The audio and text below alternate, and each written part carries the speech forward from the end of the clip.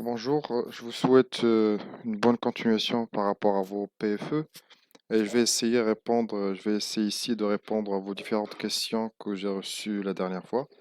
Alors, en ce qui concerne les marges, euh, mettez des marges en haut et en bas, à gauche, à droite de 2,5 cm. Alors, ça sera des marges de 2,5 cm.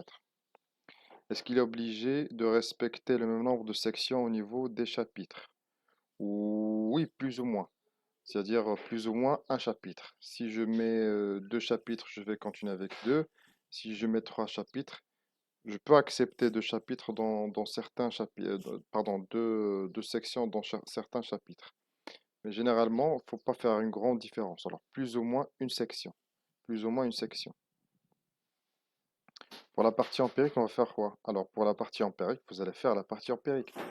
Alors, je l'avais expliqué plusieurs fois. Ça sera une partie de méthodologie et une partie où vous allez présenter l'étude de cas. Le cas d'entreprise que vous allez traiter, les résultats et les discussions de résultats. Essayez de structurer ça sous forme de section. Alors, ça sera une section qui va traiter la méthodologie. Il y aura une section aussi, on avait dit aussi qu'il y aura une section qui va traiter le contexte marocain par rapport à le secteur d'activité de l'entreprise, le secteur d'activité de l'entreprise, la méthodologie de la recherche et la présentation des résultats avec la discussion. Pour les références, on peut les mettre en bas de page. Oui, c'est les notes, c'est ce qu'on appelle les notes de bas de page. Les notes de bas de page, pas les références, hein. Les références, ça sera à la fin. La bibliographie, ça sera à la fin du document. Mais vous pouvez mettre des notes de bas de page. N'abusez pas des notes de bas de page, juste quelques-unes, de temps en temps quelques-unes. Ce sera des notes de bas de page pour une petite explication, une petite précision que vous ne voulez pas mettre dans le corps du texte. Et il faut prévoir aussi la bibliographie à la fin du travail. Taux de plagiat, évitez le plagiat, évitez le plagiat. Généralement, on accepte un taux de environ 12 à 14% maximum. 12 à 14% maximum. Et ces 12% correspondent un peu aux citations que vous avez mis dans le texte. Alors, si vous avez pris une partie telle qu'elle est dans notre document, article, ouvrage ou autre, il faut que ce soit, si vous la prenez telle qu'elle est, il faut que ce soit en italique et entre guillemets avec la référence, en mentionnant la source d'où vous avez trouvé l'élément.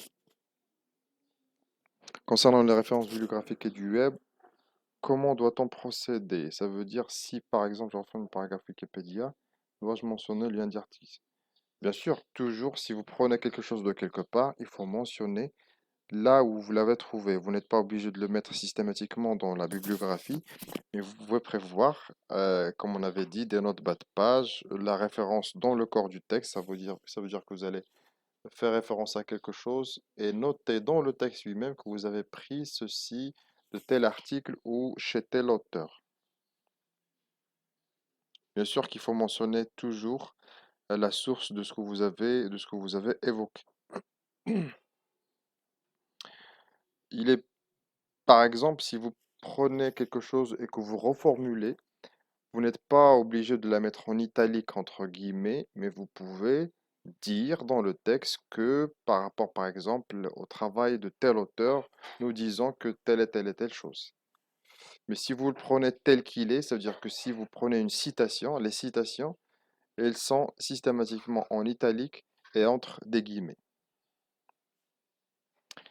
J'ai mis les définitions des autres et après j'ai fait un récapitulatif. Est-ce qu'elle est juste? Est-ce que c'est juste? Oui, vous pouvez faire une synthèse. Plusieurs définitions d'auteur et après vous faites une synthèse. Oui, c'est possible. Alors, la date limite pour l'envoi des PFE, alors là on est au mois de mai, au mois de juin, au mois de juin.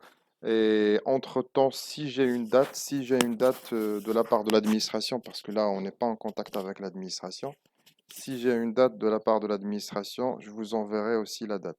Mais mettez-vous à la tête que d'ici, on va dire, le 10 juin, maximum, hein, le 10 juin maximum, il faut que vous soyez prêts. Comment on va présenter la partie empirique? Je l'ai déjà expliqué. Alors rappelez-vous, la partie empirique, la deuxième partie, mettez le secteur d'activité de l'entreprise, mais d'abord une section sur la méthodologie, comment vous allez faire pour faire la méthodologie du travail, hein, quelques éléments sur la méthodologie du travail. Est-ce que ça sera une étude de cas, est-ce que ça sera un questionnaire, etc. Une partie sur la méthodologie. Deuxièmement, une partie sur le secteur d'activité de l'entreprise avec présentation de l'entreprise, mais de façon factuelle, c'est-à-dire les chiffres sur le secteur, la taille de l'entreprise, ainsi de suite.